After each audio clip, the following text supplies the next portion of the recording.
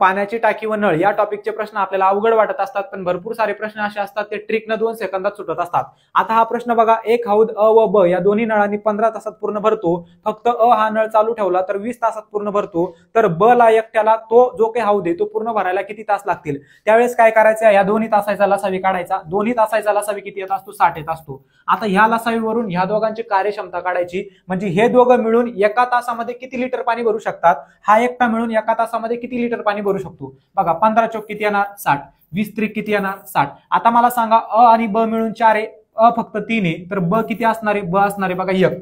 म्हणजेच काय, हा जो काही ब आहे तो एका तासामध्ये 1 लिटर पाणी भरू शकतो. तर 60 लिटर पाणी तो किती तासामध्ये भरू शकणार आहे? तर 60च तासामध्ये भरू शकणार आहे. म्हणून या प्रश्नाचं आपलं जे काही उत्तर येणार आहे ते किती येणार आहे? 60 तास येणार आहे. आता दुसरी पद्धत बघा, दुसरी एक ट्रिक आहे. त्या पद्धतीने काय करायचं, 15चा आणि 20चा गुणाकार करायचा आणि यांच्याच वजाबाकीनं काय करायचं, तर याला भाग द्यायचा.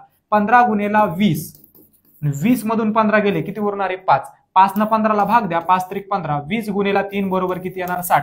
ह्या पद्धतीने सोडवा किंवा ह्या ट्रिकनं सोडवा तरी तुमचं उत्तर त्या ठिकाणी बरोबर येत असतं. पण ज्या वेळेला आपल्याला 3 नळ दिलेले असले त्यावेळेस ही पद्धत त्या ठिकाणी बेस्ट असणार आहे. अशाच पद्धतीने तुम्हाला वेगवेगळ्या ट्रिक पाहिजे असेल तर आपल्या चॅनलला नक्की फॉलो करा. जय हिंद.